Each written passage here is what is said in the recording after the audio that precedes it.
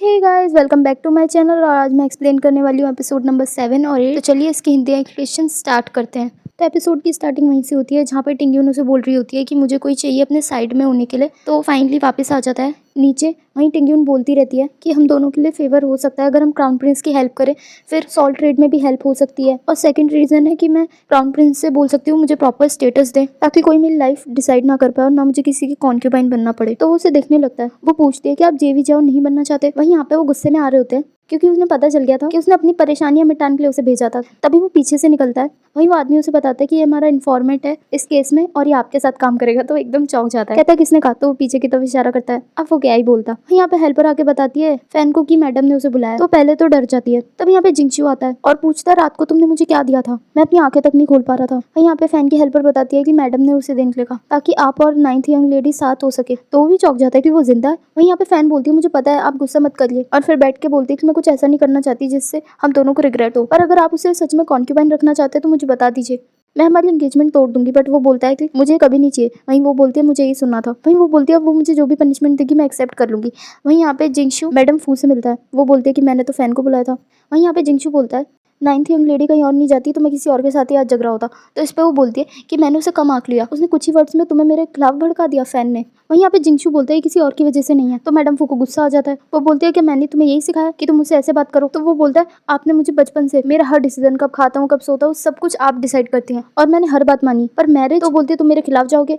तुम्हें क्या लगता है आज जो तुम हो वो हो पाते मेरे बिना? मुझसे ऐसे बात कर रहे हो, तुम्हारे तो फादर भी ऐसे नहीं थे। वहीं यहाँ पे वो कुछ उठा लेता है और बोलता है कि आपने प्रॉमिस किया था कि मैं अपनी मर्जी से चुन सकता हूँ और आप मेरे एग्जाम चुनेगी, बट आपने प्रॉमिस तोड़ दिया। तो अब मैं यहीं रहता हूँ और आपको ओबे करता हूँ। अपने आप को हार्म करने लगता है बट वो उसे रोकती है।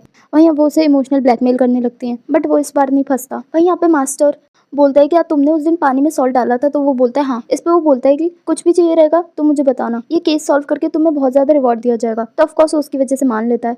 वहीं यहाँ पे मैडम वो उससे मिलने आती है। तो वो कहती है कि मुझे एक रिस्पेक्टफुल आइडेंटिटी चाहिए। वहीं वो बोलती है कि जाओलिंग का सॉल्ट है और मेरे कनेक्शंस, तुम्हारा क्या है? तो इस पे टिंगयून बोलती है बात मानो या फिर जाओ। तो इस पे मैडम फू बोलती है कि तुमने जाओलिंग को क्यों चुना मेरे ऊपर? टिंगयून बोलती है कि आप अपने आगे किसी को नहीं देखती, मुझे डर है कि आप भी ग्रैंड मदर की तरह रह जाएंगी। वहीं यहाँ पे वो एक western capital salt transport commissioner का नाम बताती है जिसका नाम है येन, जो कि सॉल्ट का परमिट देता है। बट उसकी एक्चुअल डील उसकी वाइफ हैंडल करती है जिसका नाम है मैडम यन। जाओलिंग बोलता है कि मैं उसके साथ डील कर सकता हूँ एज अ सॉल्ट मर्चेंट। वहीं टिंगयून बोलती है कि और मैं वाइफ्स को इकट्ठा करके इनकी मदद कर सकती हूँ। तो इस पे मैडम यू बोलती है और मैं तुम्हारा इंट्रोडक्शन करा सकती हूँ, अंदर ले जाने में मदद कर सकती हूँ। वहीं यहाँ पे वो यॉर्निंग आ गए थे। वहीं यहाँ पे टिंगयून और उसकी हेल्पर बात कर रही थी कि उनकी वाइफ्स कैसे बात करती हैं, प्राइवेटली गैदरिंग करती हैं। वहीं यहाँ पे कोई उनका पीछा कर रहा था जो कि जाओलिंग नोटिस कर लेता है। वहीं यहाँ पे वो पहुंच जाते हैं तो टिंगयून बोलती है तुम कहाँ जा रहे हो? वहीं यहाँ पे उदुन जा रहे होते हैं और वही आदमी उनका पीछा करता है। तभी यहाँ पे वो लोग उसे घेर लेते हैं। अब गाइस अगर आप याद नहीं होगा तो मैं बता देती हूँ, वही सॉल्ट मर्चेंट होता है। एक बार इसे मिला था जब जाओलिंग एक शॉप में सॉल्ट बेच रहा होता है। वहीं वो लोग उसे पकड़ लेते हैं। वहीं वो बोलता है कि मुझे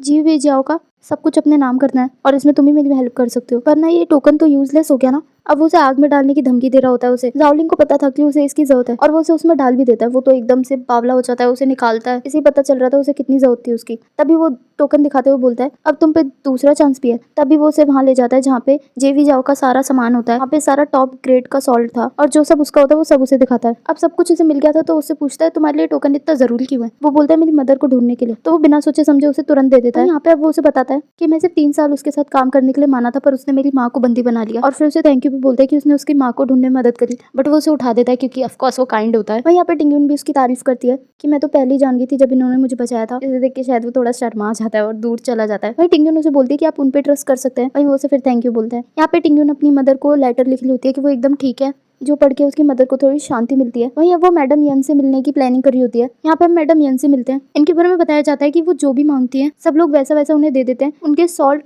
परमिट की वजह से। और यहाँ पे अभी तो वो जाओलिंग के रिलेटिव से डील कर रही होती है। वहीं यहाँ पे जाओलिंग फंड्स ले आता है जो कि मास्टर ने दिए होते हैं। वो पूछती है इतना पैसा क्यों चाहिए? तो इस पे वो बोलता है कि पहले हमें मैडम यन के लालच के साथ खेलना होगा। तो टिंगयून बोलती है तो ठीक है फिर मैं आपको बताती हूँ कि सॉल्ट टाइकून की तरह कैसे लगना है। वहीं यहाँ पे वो उसे पहले टी पोर करना सिखाती है बट वो टी पी लेता है तो टी पॉट को उसकी तरफ कर देती है। जब उससे नहीं होता है तो वो खुद हाथ पकड़ के उसकी हेल्प करती है बट उसे रियलाइज होता है तो दूर हो जाती है। अब वो जाओलिंग को बोलती है जब भी आप किसी शॉप में घुसो प्राइस के बारे में मत पूछना, और फिर पोस्चर के बारे में बताने लगती है। तो वो बोलता है तुम मुझे समझाओ। तो वो उसे मास्टर का एग्जांपल देती है। तो यहाँ वो बिल्कुल उसी की तरह ड्रेसअप करता है। ये हमारा सबसे फाइनेस्ट इंक स्टोन है बट वो बोलता है बहुत डल लग रहा है, मुझे ग्रीन स्टोन इंक स्टोन दो। तो उसे एक और इंक स्टोन के बारे में बताता है। वो बोलता है ले आओ। वो बोलता है बहुत महंगा। तो यहाँ पे तो सैन उसके हाथ में पैसे रख देता है और बोलता है प्राइस नहीं पूछते हमारे मास्टर।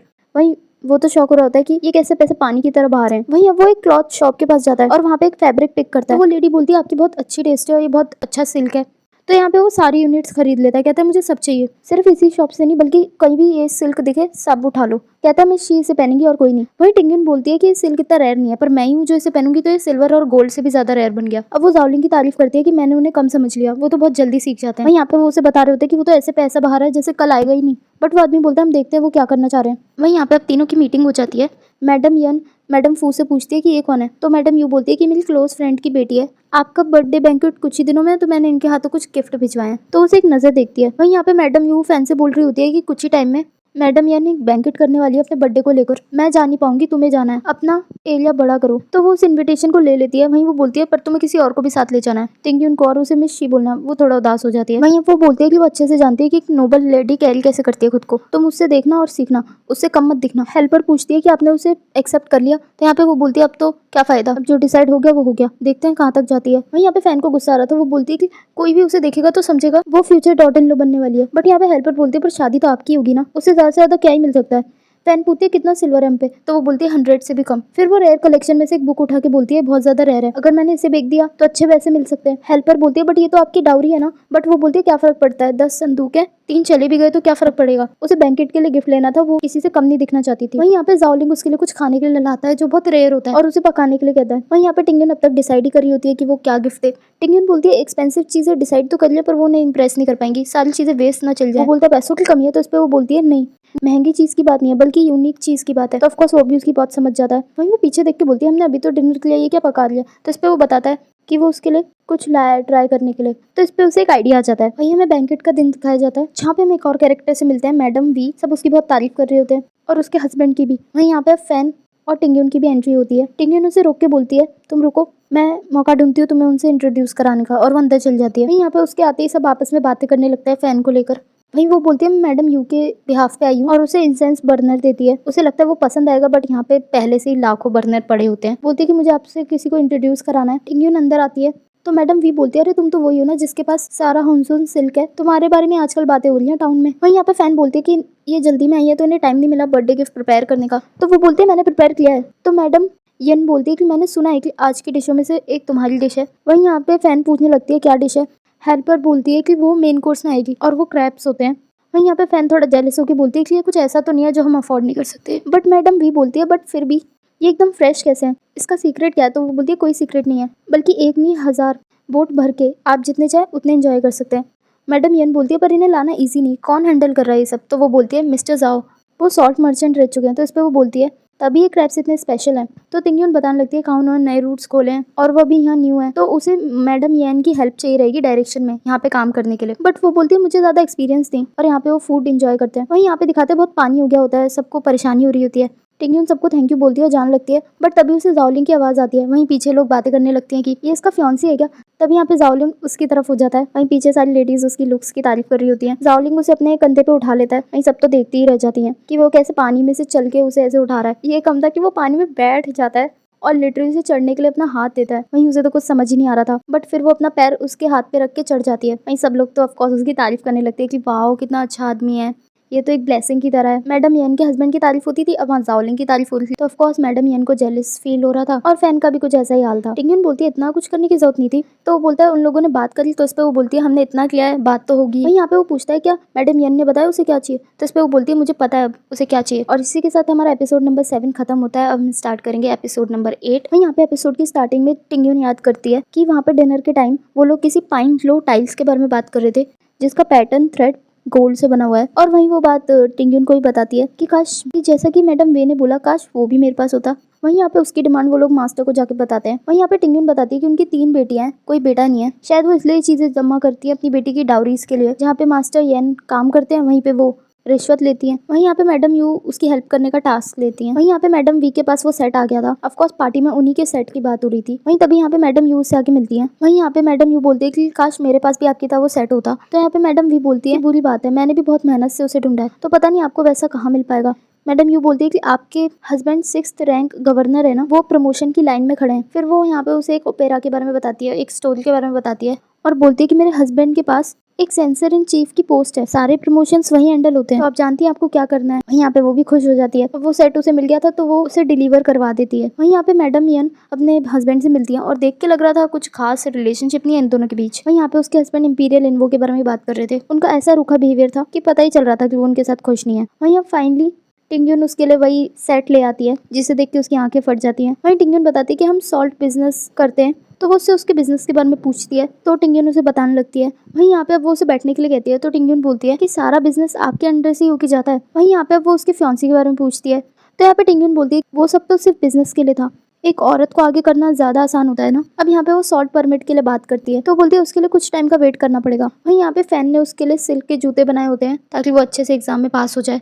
अब यहाँ पे उसे खांसी आ जाती है तो जिंगशू बोलता है इनका ध्यान रखो। हेल्पर बोलती है बट वो उदास है। तो यहाँ पे फैन उसे भड़काते हुए बोलती है कि मुझे पता है madam you 9th young lady को फेवर करती है, और मिर्ची लगा के वहाँ से चली जाती है। यहाँ पे वो अपने आदमी से किसी को ढूंढने के लिए कहता है और जाके मिलता है जिंगशू से। उसे घूस देता है कि वो टॉप टीयर एग्जामिनेशन हॉल उसके लिए प्रिपेयर करेगा, बदले में ऑफकोर्स उसे एक काम देता है। वहीं यहाँ पे वो सबको इकट्ठा करने लगता है जुंजी, और यहाँ पे 9th यंग लेडी के बारे में बात करने लगता है। वहीं यहाँ पे मैडम यन भी सुन रही थी। वहीं वो बकवास बातें बोलने लगता है उसके बारे में। वहीं यहाँ पे वो ये भी बोलता है कि वो इंपीरियल इन्वो के पीछे है। जो बात वो याद करती है कि उसके हस्बैंड भी इस बारे में बात कर रहे थे इंपीरियल इन्वो के। वो अपनी हेल्पर को भेज देती है इन्वेस्टिगेशन करने के लिए। वहीं वो बोलती है हाँ एक 9th लेडी है तो शी फैमिली से, बट उनके बारे में कुछ पता नहीं चला। वहीं यहाँ पे मैडम यही सोच रही होती है कि शायद उसके इंटेंशन सही नहीं है। वहीं यहाँ पे टिंगयुन उसके पास आती है तो वो बोलती है मुझे झूठ से सख्त नफरत है, तुमने मुझे अपनी पहचान के बारे में नहीं बताया, अगर अभी भी सच नहीं बताया तो मैं तुम्हारे आदमी को मार दूंगी। तो यहाँ पे वो रो रो के बोलने लगती है कि वो सच है पर पूरी तरीके से नहीं। मिस्टर जाओ हॉइंग आए थे बिजनेस के लिए, उन्होंने इंपीरियल इन्वो होने का नाटक किया। उस वक्त उन्होंने मेरी हेल्प करी तो मैं क्या करती, वो तो बस एक सॉल्ट स्मगलर थे। मैं बस एक पीसफुल लाइफ चाहती हूँ, इसलिए मैंने आपसे वो परमिट मांगा, बट अगर आप मुझे नहीं भी देती हैं तो प्लीज़ हमें मारिए तो मत। तो वो उसे खड़ा करवाती है और बोलती है मैं सिर्फ एक ऑर्डिनरी वुमेन हूँ, क्या ही कर लूंगी, तुम्हें बहुत चिंता है उसकी, जाके मिल लो। वहीं यहाँ पे वो भागते हुए उसकी तरफ आती है। वो तो चौंक जाता है। इससे पहले वो कुछ कहता वो कस के उसे गले लगा लेती है। वहीं यहाँ पे आसपास की लड़कियां भी शौक हो रखी थी। वहीं यहाँ पे टिंगयुन उसके कान में बोलती है कि वो तुम्हें मारने वाले हैं, भागो। तो वो उसे बोट पे जाने के लिए बोलता है और यहाँ से दोनों बोट की तरफ चल जाते हैं। वहीं यहाँ पे मैडम यन प्लान के बारे में बात करती है। वहीं यहाँ पे जब वो अंदर आता है उसे पता था कि उसकी रेपुटेशन खराब होगी, क्योंकि अब अगर वो वापस ही जा रहे हैं तो केस भी इन्वेस्टिगेट नहीं हो सकता। और वो ये भी जानता था कि इतने क्लोज होने का एक्शन करा उसने तो सब उसे वही समझेंगे जो उसकी वहाँ इमेज बनाई गई है, फिर उसके पास क्या ही रास्ता बच जाएगा। बट यहाँ पे टिंगयुन बोलती है तुम्हें मरते हुए तो नहीं देख सकती थी, मैं तुम्हें इन सब में लाई हूँ। वैसे ही वो कभी इस पर बिलीव नहीं करेगी कि तुम इंपीरियल इन्वो हो। अब ये बोलते बोलते उसने उसका हाथ पकड़ लिया था तो वो छोड़ देती है।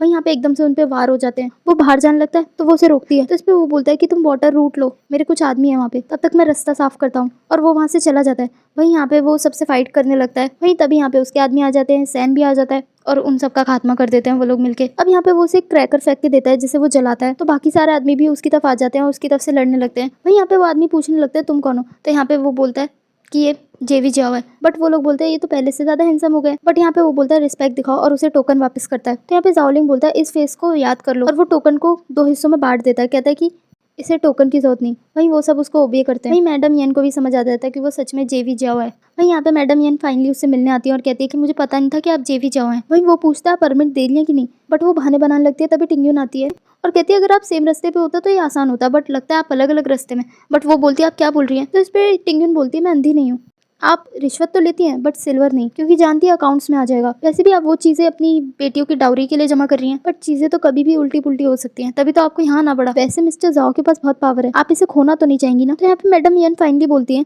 कि अब चीजें हमें एक साथ लाई हैं तो ठीक है मैं आपसे डील करती हूँ, बट एक कंडीशन है। वहीं यहाँ पे वो लोग डिस्कस करते हैं कि मिस्टर येन ने उनकी मिस्ट्रेस ढूंढने के लिए कहा था अपने हस्बैंड की। जाओलिंग बोलता है कि उनसे उन्हें जो बेटा है उन्हें शक है कि वो उनका नहीं है। वहीं यहाँ पे दिखाते हैं जाओलिंग का आदमी, यानी आप तो इसे जानते ही हो, वो बोल रहा होता है कि मैं मानता हूँ मैं यंग लेडीज़ के चैम्बर में घुसा, लेकिन मैंने किसी रिस्पेक्टेबल फैमिली की इनोसेंट लड़की को नहीं छुआ है। जिस वुमेन को मैंने पसंद किया है वो एक मिस्ट्रेस थी। तो यहाँ पे बाकी लोग बातें बनाने लगते हैं। वहीं यहाँ पे वो बोलता है साफ बताओ, जो कि मैडम यन के हस्बैंड होते हैं। वहीं वो बोलता है समझ गया, मैंने मिस्ट्रेस क्यों रखी पता है, वो मेरे साथ सच में साथ नहीं है। उसका हस्बैंड लेता है मंडे वेडनेसडे फ्राइडे और मैं बाकी दिन, ताकि हम साथ में अपने चाइल्ड को बड़ा कर सके। अब ये बात वो उसके दिमाग में डाल देता है। वहीं यहाँ पे शहर में भी सब उनके बारे में बातें करने लगते हैं, जो कि वो सुन लेते हैं। वहीं यहाँ पे जब वो घर पे आते हैं, मैडम यन और टिंगयुन भी इसी की बात कर रहे होते हैं कि एक बच्चा जो 2 फादर के साथ बड़ा हुआ।